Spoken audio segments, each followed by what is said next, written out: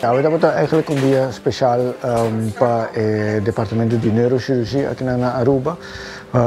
Paciënt aderente 2 dias passado com tumor in zijn cerebro, que estava echt doen een hoop klachten também, que eigenlijk moesten een operatie rápido.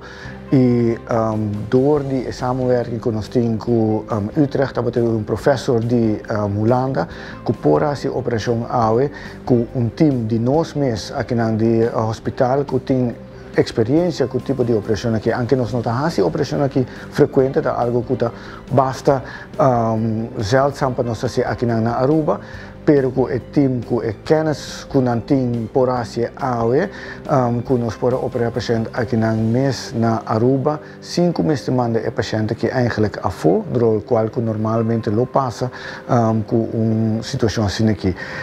Met een heel deskundige team eigenlijk kunnen opereren op de patiënt. Wat hij realiseerde me was dat het materiaal en het personeel hier best echt goed functioneert en werkt. En dat het alleen maar kleine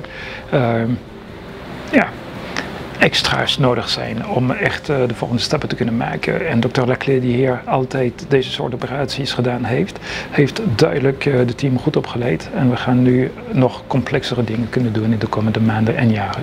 Heel efficiënt ziekenhuis eigenlijk. Het is verbazend goed georganiseerd.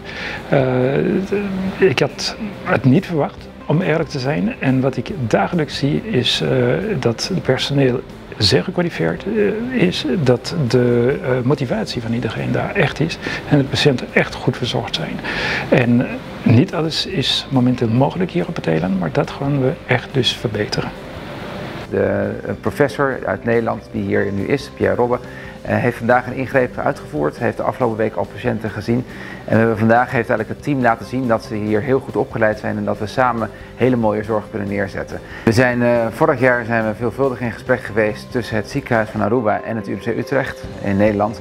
En we hebben hard toegewerkt naar een samenwerkingsovereenkomst die in november getekend is en in 1 januari ingaat en eigenlijk al direct vruchten afwerpt. We zijn nog niet daar waar we helemaal willen zijn en dan gaan we de komende tijd verder uitbouwen in samenwerking met het UMC Utrecht. En ik denk dat dat een enorme kwaliteitsimpuls is, maar ook voor heel veel mogelijkheden voor patiënten op Aruba gaat zorgen. Als je ziek bent, wil je dichtbij je familielid zijn.